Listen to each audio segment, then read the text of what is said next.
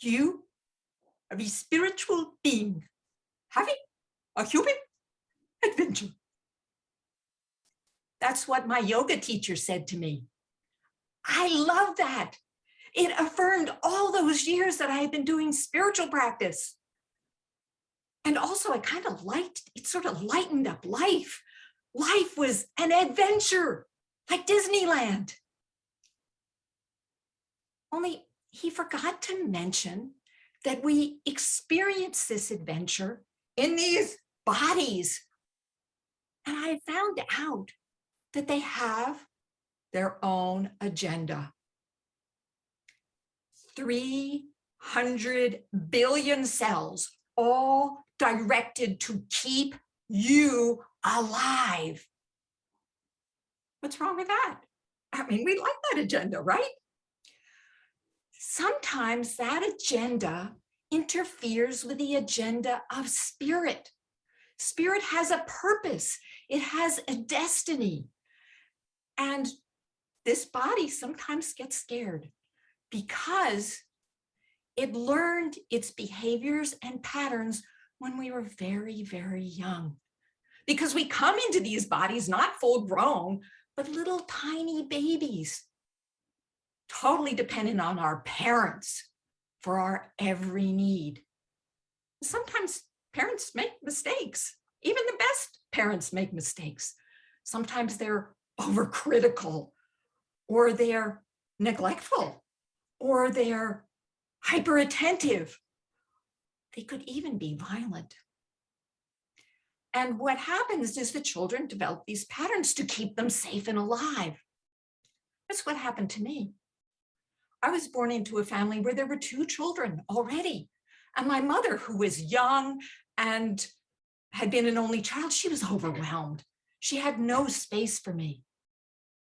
And so I didn't bond with her. I bonded with my father.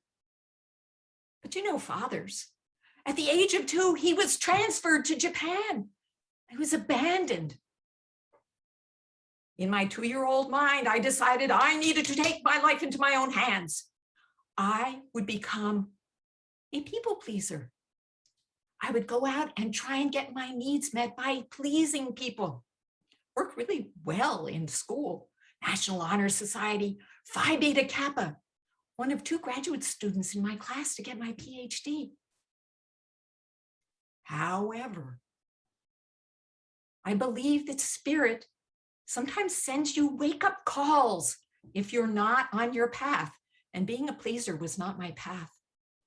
First, I lost my very first teaching job. I lost my equanimity. I was devastated. So I became small, and I took jobs in which they needed me more than I needed them. Spirit sent me another wake-up call. My husband left me for another woman. So what did I do? I joined a spiritual community where relationships don't matter. Now, you would have thought that that would have been helpful to reconnecting to spirit. But what I did was I traded my husband and pleasing him to pleasing my spiritual teacher. You know what really woke me up? My mother was dying. And I came back to help her finish up business. She was a toy designer, and she actually took her toys, sold her toys to major toy companies in New York. So we're sitting in her studio going through her papers, I, the dutiful daughter. And I pick up one, a photocopy of one of her designs, and I hand it to her and I say, "Do you need this anymore?" And she looks at it and she says, "Oh, I guess I'll never get to that." Her words pierced my heart. In that moment, I got what deadline really meant. But I was afraid. I was afraid of her emotions, of my emotions. I took the paper back and I said, "We don't need to do this right now." And that moment of intimacy, that intimacy I had craved all my life with my mother, was lost forever.